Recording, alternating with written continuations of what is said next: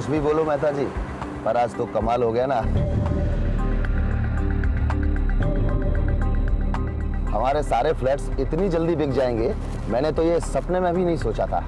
निकुंज, तू देखता जा, मैं बोल रहा हूँ ना, 5 साल के बाद देखना इस जगह के क्या भाव मिलते हैं। तेरे कस्टमर तुझे थैंक यू निकुंज साहब कहते नहीं थकेंगे। रियली?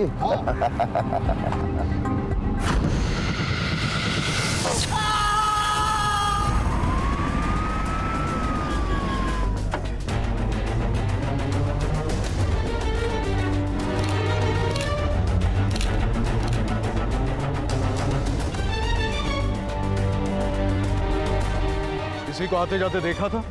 कोई और था यहाँ पर? नहीं साहब, मैंने तो किसी को आते जाते नहीं देखा। हाँ, सुबह जब मैं खेत से निकला तो यहाँ खड़ी गाड़ी देखकर मैं रुक गया। ये क्या चल रहा है?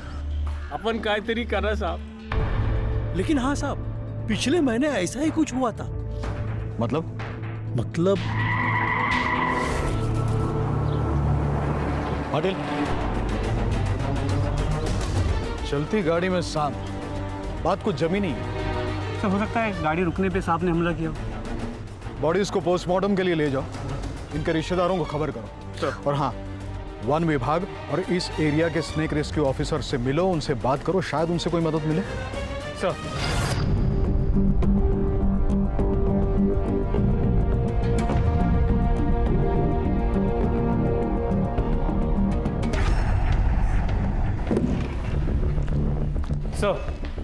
वन विभाग और स्नेक रेस्क्यू ऑर्गेनाइजेशन दोनों का एक ही कहना है, वारजे एरिया में जहरीले सांपों का पाया जाना काफ़ी रेयर है, क्योंकि यहाँ की मिट्टी में ऐसे सांप मिलते नहीं। अगर ऐसा है तो फिर यहाँ पर ये सांप कहाँ से, और ये लोगों पर हमला क्यों कर रहे हैं? शायद अपनी ज़्यादा दुश्मनी निकाल रहा है। काय पाटिल।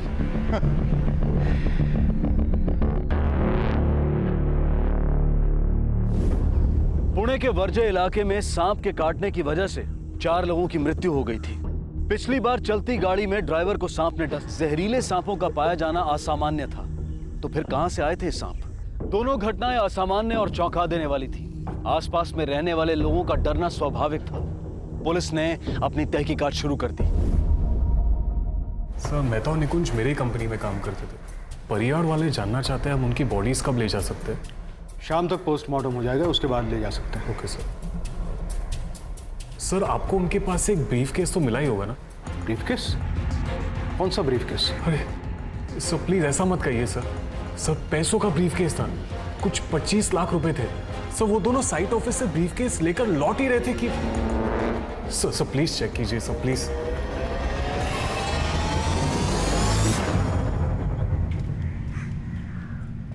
सर ये उस हाइरस कंस्ट्रक्शन साइट ऑफिस की सीसीटीवी फुटेज।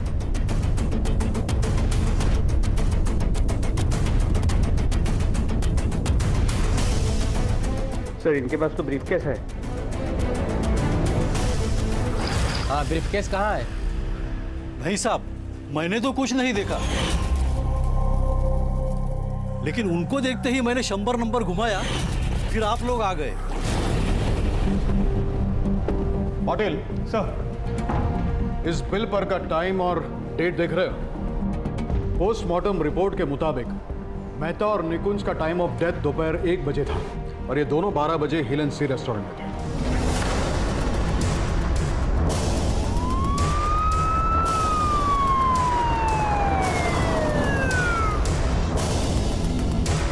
परसों सुबह ये लोग तेरी टेबल पे आए थे ना? हाँ साहब, ये दोनों मेरी टेबल पे थे। बस क्या बात है, एक ही दिन में 3-3 बुकिंग। अच्छा, तू मीठे में क्या खाएगा? जो भी आप प्यार से खिला दो। वेटर, भाई तेरे होटल में जो भी मीठे में सबसे बेस्ट हो ले। उस दिन उनके पास कोई ब्रीफकेस या कोई बैग था? साहब अब इतना कहाँ याद रहता है? सीसीटीवी कैमरा है ना? जी हाँ। फुटेज दिखाओ। जी सर।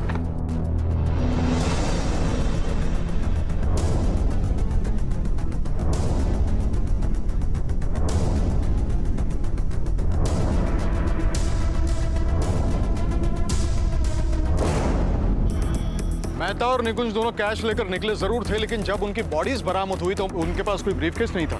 कमाल है, साहब को 25 लाख रुपए की जरूरत पड़ गई। मामला कुछ और ही है पाटिल। चोरी तो जरूर हुई है, सवाल यह है कि कब और कहाँ? सर हो सकता है कि चोरी उन दोनों के मरने के बाद हुई, किसी ने उनके मरे होने का फ़ायदा उठाकर पैसे लेकर फरार हो गया। हो सकता है, या फिर ये भी हो सकता है कि ये सिर्फ सांप का मामला नहीं है, बल्कि कुछ और ही चक्कर नहीं। आखिर ये मामला है क्या?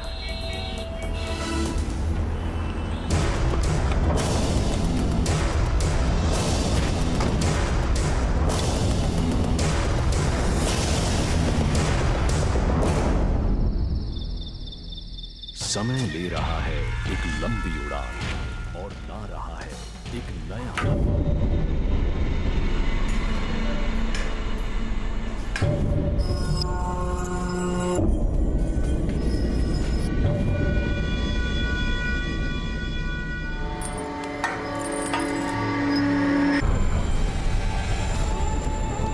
अध्याय अजब देही की तपस्या का।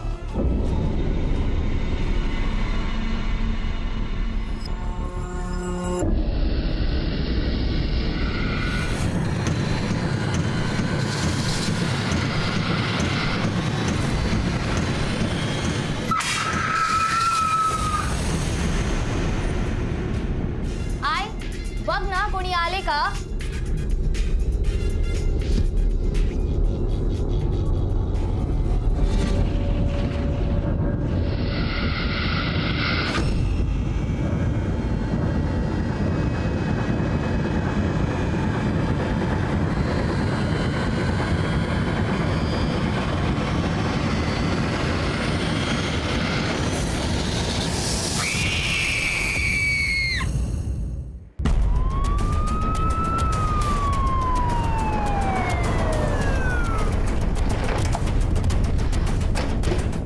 Sir, snake bite.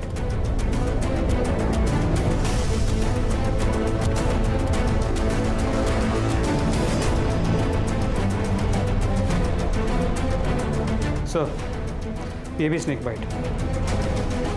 पाटिल, पूरा घर छान मारो, देखो कोई चोरी तो नहीं हुई है। सर,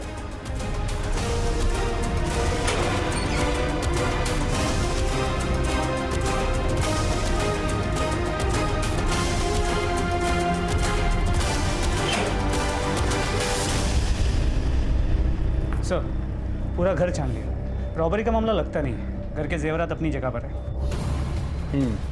फिर भी फॉरेंसिक वालों को बुला लो, देखो कहीं कोई फिंगरप्रिंट्स या और कोई सुराग मिलते हैं क्या।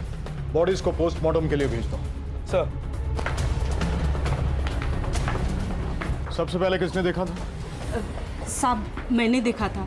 वो 10 बजे के करीब मैं काम करने आई थी। श्रेया ताई, श्रेया ताई।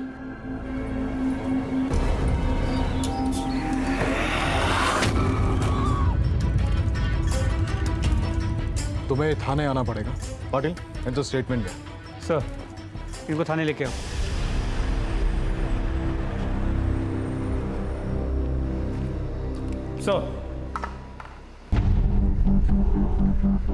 सर, इस फोरेंसिक रिपोर्ट के मुताबिक घर में जितने भी फिंगरप्रिंट्स मिले हैं उनका हमारे डेटाबेस में कोई मैच नहीं है। सर, और एक बात, ये अजय कुलकर्णी की माँ जो उनके साथ रहती थी, लेकिन वारदात के वक्त वो औरंगाबाद में थी, वापस आ गई है। ठीक है, उनसे बात करो, देखो क्या कहती है। सर, पिछले हफ्ते मेरी पोती निशिता की मंगनी की तैयारी के लिए गहने लाए थे हम। अजय को घर में पैसे रखने की भी आदत थी। अच्छा माँ जी, घर में अंदाजन कितने पैसे थे, कोई आइडिया है आपको? सर, मिसेस कुलकर्णी के मुताबिक घर में जेवरात के साथ साथ करीब 6 से 7 लाख रुपए भी थे, लेकिन जब हमारी टीम ने वहाँ छानबीन की तो हमें जेवरात तो मिले सर, लेकिन वो पैसे नहीं मिले। मेरा शक सही था पाटिल, चोर बड़ी शातिर तरीके से जेवर पीछे छोड़ के गया ताकि ये चोरी का मामला न लगे। बात साफ है, सांप तो एक जरिया है, ये किसी इंसान का काम है, बच के जाएगा कहाँ?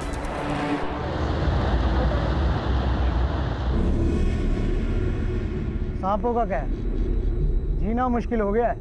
पहले तो रास्ते में मिल रहे थे, अब घर में घुसने लगे हैं।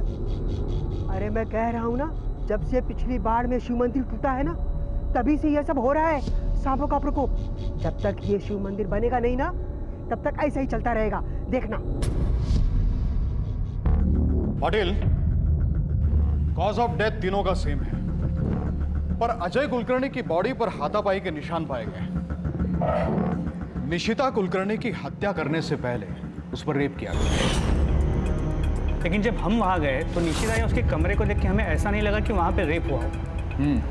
चोर बड़े होशियार है पाटिल, किसी को शक ना हो इसलिए निशिता का रेप करने के बाद वैसे ही बिठाया जैसे वो थी। और ये सब लोग सांपों का इस्तेमाल करके ये सब कारनामे कर रहे हैं। ये तीनों केसेस एक दूसरे से जुड़ी हुई हैं। हो ना हो इन सब के पीछे किसी एक आदमी या किसी गिरोह का हाथ है। पाटिल, अपनी टीम को बुलाओ, कल सुबह मीटिंग रखो। सर,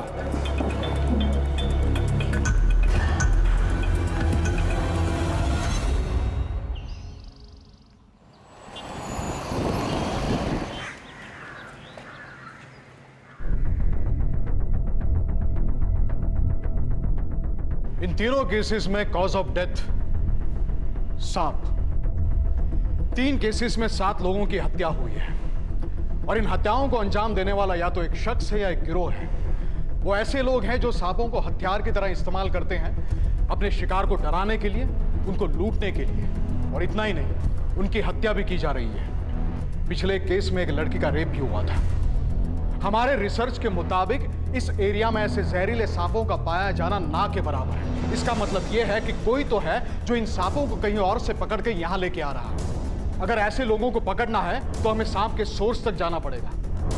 एक बार हमें वो पता चल जाए तो उन्हें पकड़ने में आसानी होगी। सर, यहाँ सतारा के पास एक सपेरा बस्ती है। यहाँ वन विभाग वालों से उनकी जानकारी मिली है। जी सर।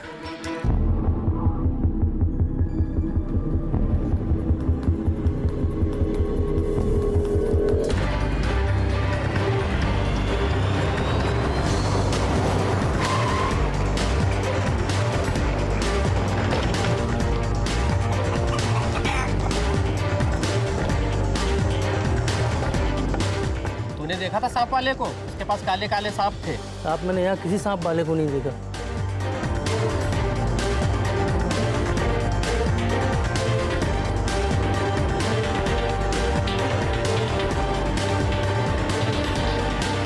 हम ऐसा क्यों करेंगे साहब? सांप तो हमारे लिए भगवान के बराबर है। ये सब तो वो लोग करते हैं जिनको सांपों से नफरत है। पापी पापी है वो लोग जो सांपों का गलत इस्तेमाल करते हैं।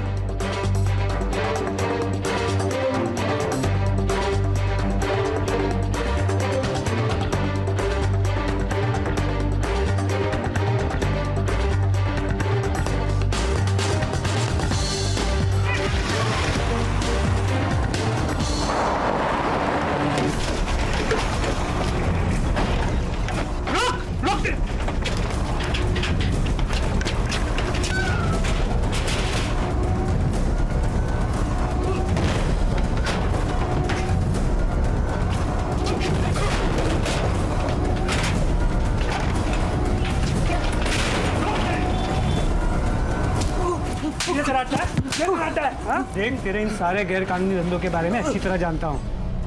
ये सांप की केचुली बेचना, सांप का जहर बेचना, अगर चाहूँ तो अभी के अभी तुझे लंबे के लिए अंदर कर सकता हूँ। तेरी भलाई इसी में है कि हमारे साथ कोऑपरेट करे। सब मारो मत साहब, मैं सब कुछ सच सच बताता था। साहब, सब कसम से बोलता है साहब। अपन सिर्फ सांप को लेता था और फैक्ट्री वाले को बेच देते थे साहब। अब क्या करेगा साहब, गरीब आदमी है, दाल रोटी के लिए करना पड़ता है ना साहब। अब दोबारा कभी नहीं करेगा, कसम से दोबारा कभी नहीं करेगा ऐसा अपन। सर, ये तो कुछ बता ही नहीं रहा। सांपों को लेकर आम आदमी के मन में एक अलग धारणा है, जिसकी वजह से लोग उनसे डरते हैं, क्योंकि समाज ने जहरीले सांपों का एक खौफनाक चित्र बना रखा है। लेकिन सांपों के बारे में जानकारी रखने वाले लगभग सभी लोगों का यह कहना है कि सांप इंसान को तब तक नुकसान नहीं पहुंचाता जब तक उसे अपनी जान पर खतरा नजर ना आए। कई लोग ऐसे होते हैं जो सांपों का गलत काम के लिए इस्तेमाल करते हैं, लेकिन इस केस में तो सांपों को हथियार की तरह से इस्तेमाल किया गया था। इस केस की तह तक जाने के लिए पुलिस ने सांपों से जुड़े कई अवैध धंधों का पर्दाफाश किया, लेकिन चूहे बिल्ली के इस खेल में इस स्नेक गैंग को पकड़ने में पुलिस अब तक असफल थी। कौन थे ये लोग जो इतने खौफनाक तरीके से लोगों को मार रहे थे? आखिर कितने और लोग इस खेल का शिकार होने वाले थे?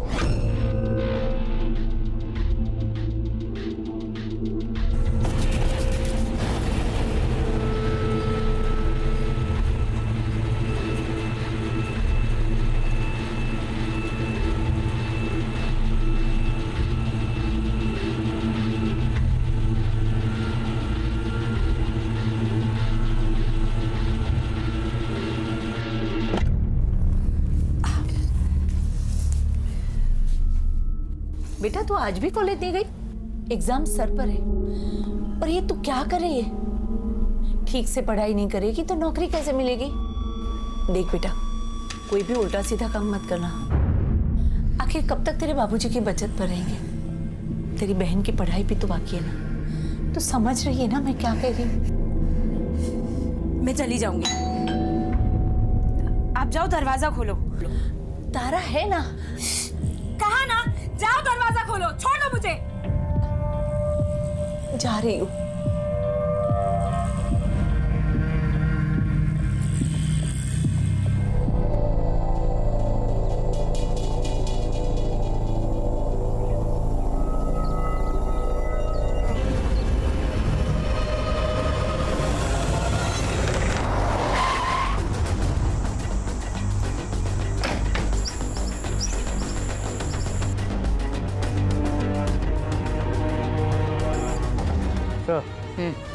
रोहन गुप्ता नाम है। कम से कम 4-5 दिन पहले इसकी मौत हुई होगी।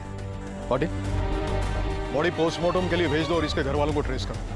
सर, एम्बुलेंस बुलाओ।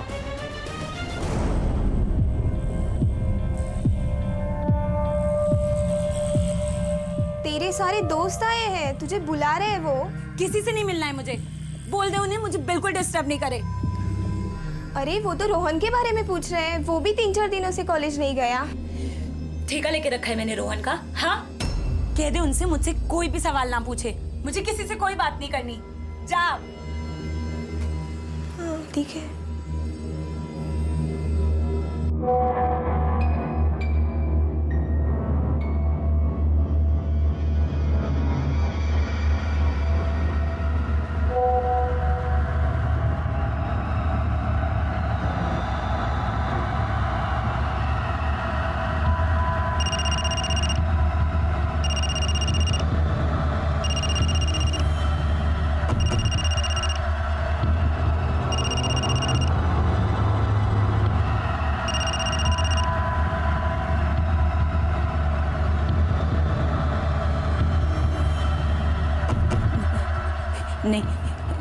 नहीं नहीं, आप कुछ मत करो प्लीज।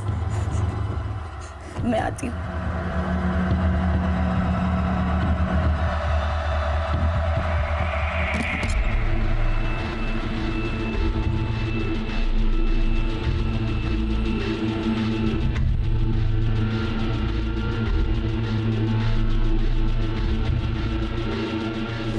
कदम घेऊन ये त्यांना। सर, ये रोहन के माँ बाप 4 दिन पहले इन्होंने हिंजवड़ी पुलिस स्टेशन में रोहन की मिसिंग कंप्लेंट लिखवाई थी। को बॉडी के पास ले जा।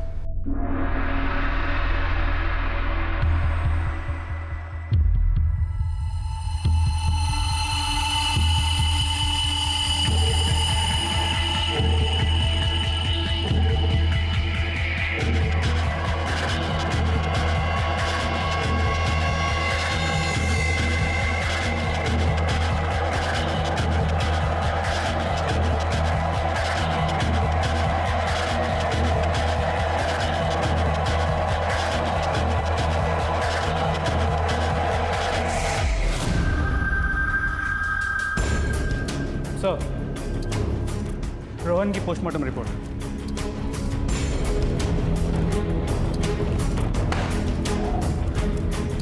फिर से स्नेक गैंग। पाटिल, रोहन के कॉल रिकॉर्ड्स निकालो और हाँ, पता करो ये कौन से कॉलेज में पढ़ता था और उसके दोस्तों को लेके आओ। सर, वो रोहन से हम आखिरी बार 13 तारीख को मिले थे। उसका शायद सर सारा के साथ घूमने फिरने का प्लान था। ये सारा कौन है? सर, सारा जोशी हमारी क्लासमेट है। 3-4 दिन से कॉलेज नहीं आई है, शायद बीमार है। सारा का फोन नंबर और एड्रेस दो।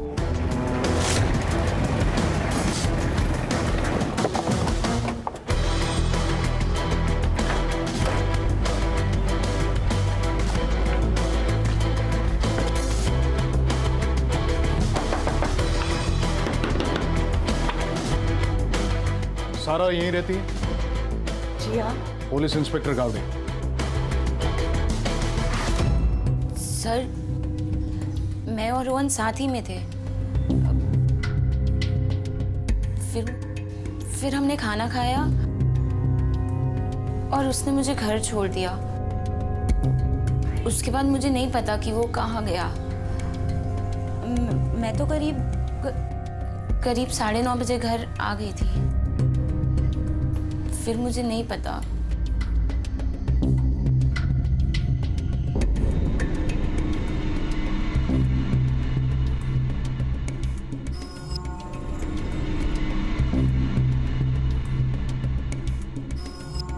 ठीक है पाटिल, चलो। वो ना हो ये लड़की हमसे कुछ छुपा रही है पाटिल।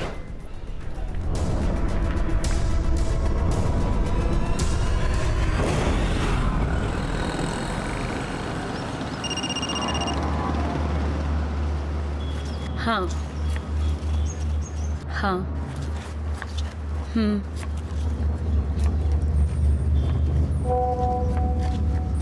क्या हुआ दी?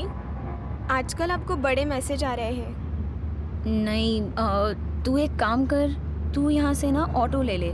मुझे किसी दोस्त के घर पे कुछ काम से जाना है। तू जा। रिक्शा। दीदी दीदी तू जा जा जा।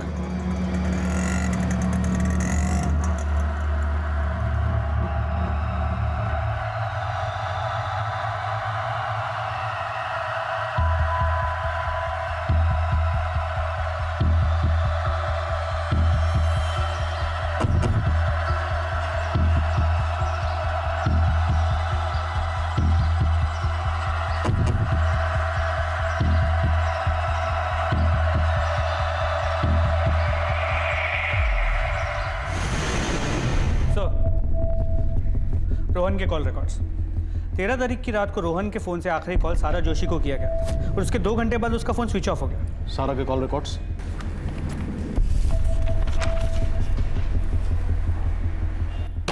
ये देखो पाटिल, रोहन का लास्ट लोकेशन और उसी वक्त सारा का लोकेशन दोनों सेम है, रांसनवाड़ी। इसका मतलब ये है कि रोहन की हत्या के दौरान सारा वहां मौजूद थी। ये लड़की जरूर हमसे कुछ छुपा रही है पाटिल।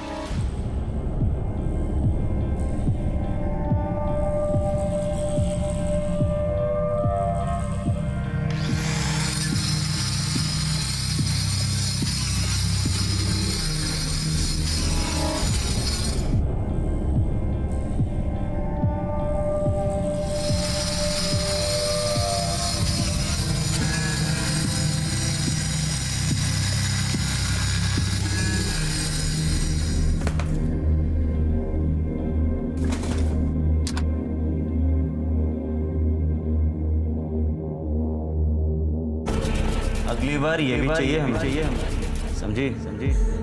बहुत कुछ कर सकते हैं, जैसे कि तेरी फिल्म तू जहाँ बोलेगी वहाँ चला बहुत मस्त बनी है। कोई भी उल्टा सीधा काम मत करना। आखिर कब तक तेरे बाबूजी की बचत पर रहेगी? तेरी बहन की पढ़ाई भी तो बाकी है। तू समझ रही है ना मैं क्या कह रही हूँ?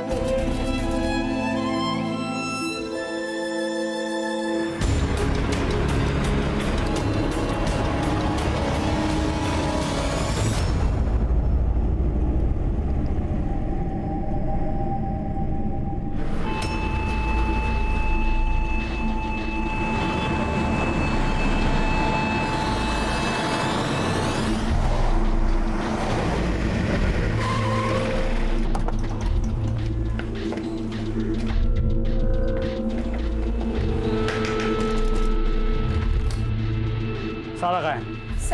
सारा अंदर है। रोहन की मौत के दौरान तुम वहां मौजूद थी, है ना? बताओ, तुमने ही मारा है रोहन को, है ना? और इसीलिए तुम सुसाइड कर रही थी। बोलो सारा। नहीं सर, मैंने रोहन को नहीं मारा, मैंने रोहन को नहीं मारा।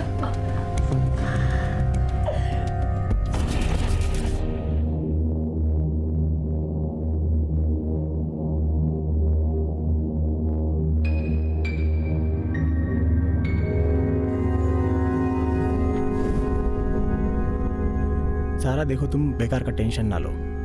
बस एक बार मेरा जॉब लग जाए ना, उसके बाद तुम्हारी माँ और बहन दोनों के सारे देख रेख की जिम्मेदारी मेरी। आज की पिक्चर कितनी बोरिंग थी ना? क्यों? मुझे तो बड़ा मजा आया। अच्छा, तुम पिक्चर देख भी रहे थे? हाँ।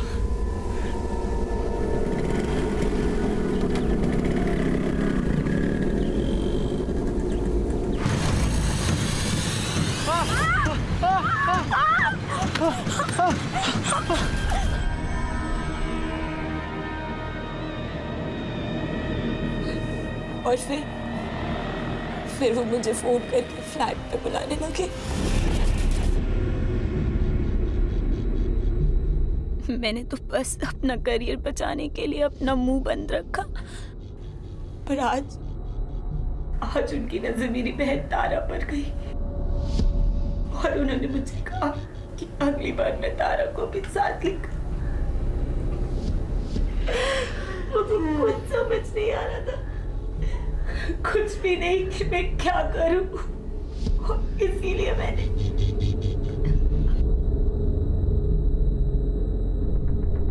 तुम्हारा फोन दो।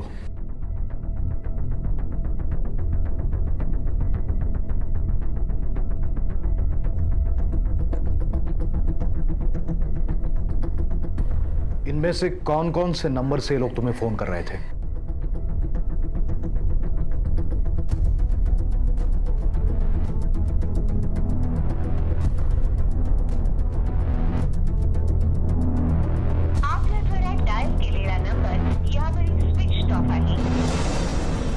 दूसरा नंबर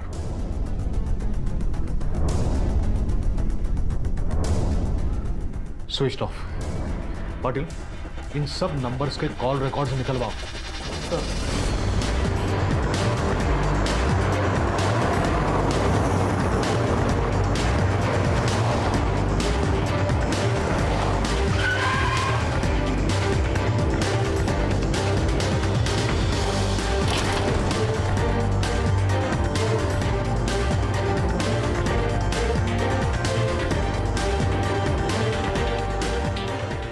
क्लिक दिस। फोटो निकल इसका। क्या हुआ साहब?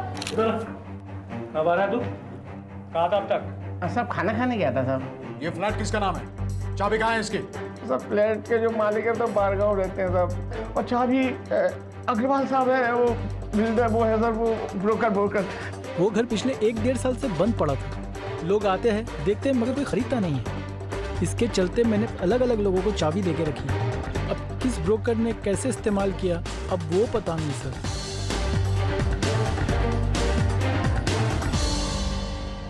सर, सारा को जिन नंबर से फ़ोन आते थे उनके डिटेल्स मिल गए। ये सारे कॉल्स खाचा सिम कार्ड से किए गए। सर, ये सिम कार्ड उन लोगों के नाम पर रजिस्टर्ड है जो मर चुके हैं या एग्जिस्ट ही नहीं करते। कुछ तो याद होगा उनके बारे में। थिंक सारा कुछ। हाँ सर, उनमें से एक के हाथ पे सांप का टैटू था। तुम बता रही थी कि इस वारदात से पहले तुम लोग डेट पे गए थे। कहाँ गए थे?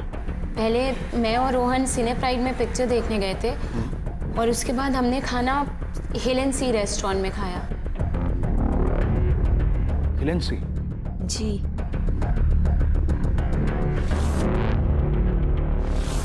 पाटिल, ये स्नेक गैंग केस में जितने भी विक्टिम्स हैं उन सबके bank statement, credit card statement के सब रिकॉर्ड्स निकालो। जाओ। सर,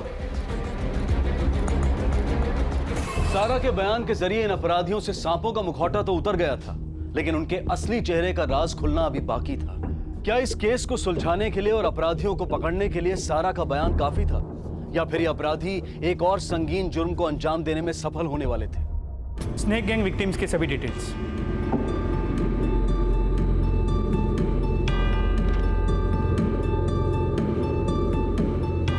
क्या जबरदस्त कोइंसिडेंस है पाटिल। मरने से पहले एक बार हिल एंड सी रेस्टोरेंट में गए थे।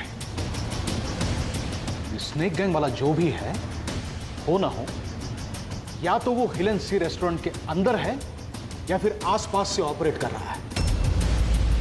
सर, अब आगे क्या करें?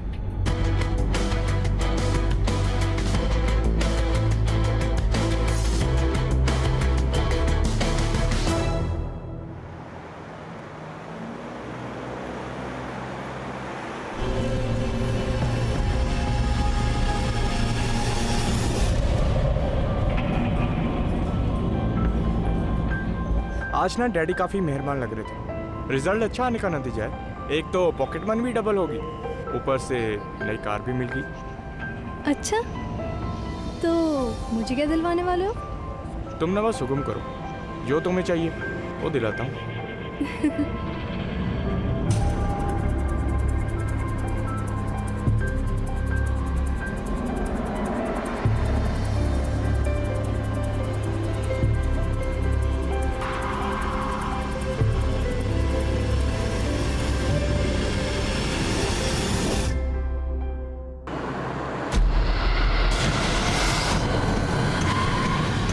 श्रुति, बाहर निकलो।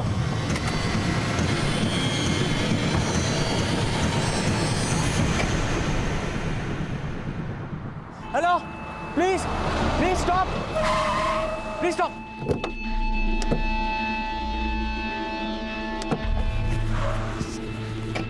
कौन हो तुम लोग? चलना।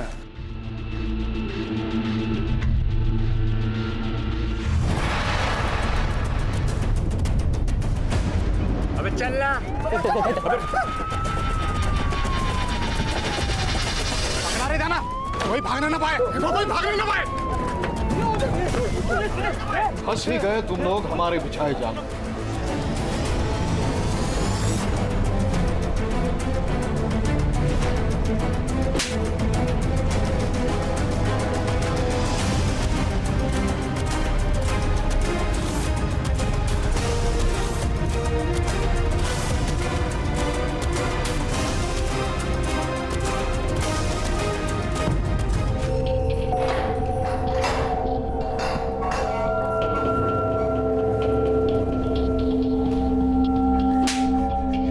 सारा,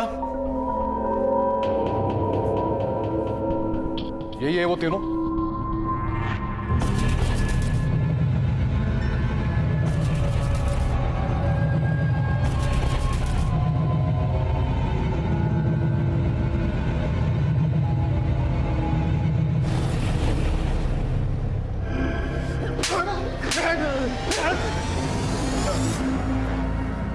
सारा की मेडिकल रिपोर्ट्स ये प्रूव कर देंगे रेपिस्ट ही तीनों हैं।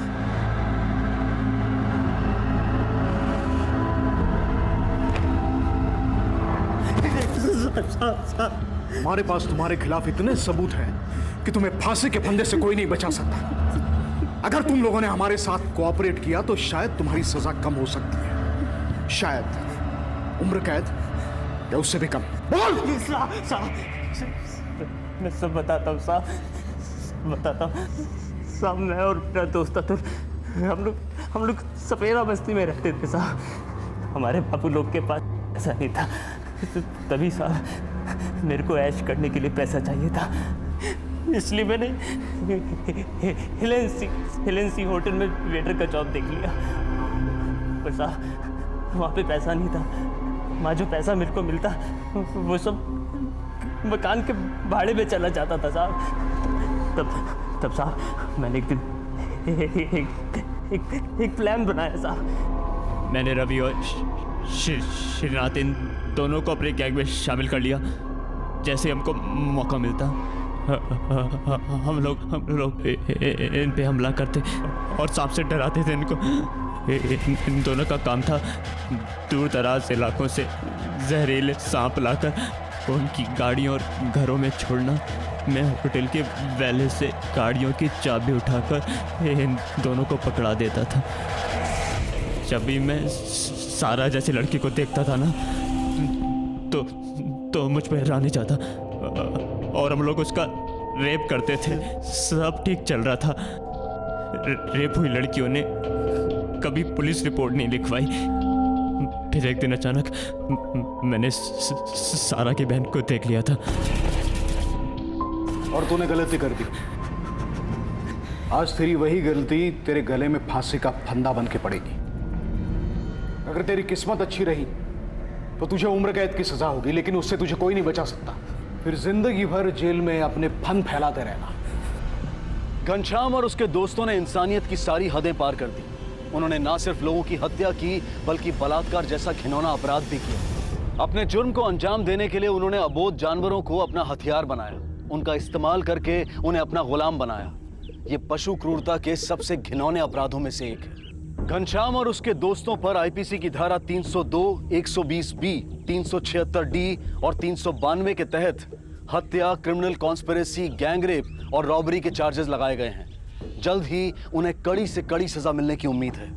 कई बार ऐसा होता है कि हम बड़ी बेफिक्री से पब्लिक प्लेसेस में अपनी निजी बातचीत करते हैं। हमें लगता है कि हमारी ये बातचीत कोई नहीं सुन रहा होगा, लेकिन ऐसा जरूरी नहीं है। घनश्याम ने लोगों की इसी लापरवाही का फायदा उठाया। इसी तरह से कोई आपका भी फायदा उठा सकता है। इसलिए ये बेहद जरूरी है कि अपनी निजी बातचीत करते वक्त, खासकर पब्लिक प्लेसेस में, हमेशा चौकन्ने रहें। इसी विचार के साथ मैं अनूप सोनी आपसे विदा लेता हूं। फिर मुलाकात होगी अगले एपिसोड में और खुलासा करेंगे एक और जुर्म का। तब तक अपना और अपने परिवार का ख्याल रखें और देखते रहें क्राइम पेट्रोल डायल 100। सबक एक को, सीख हम सबको। जय हिंद।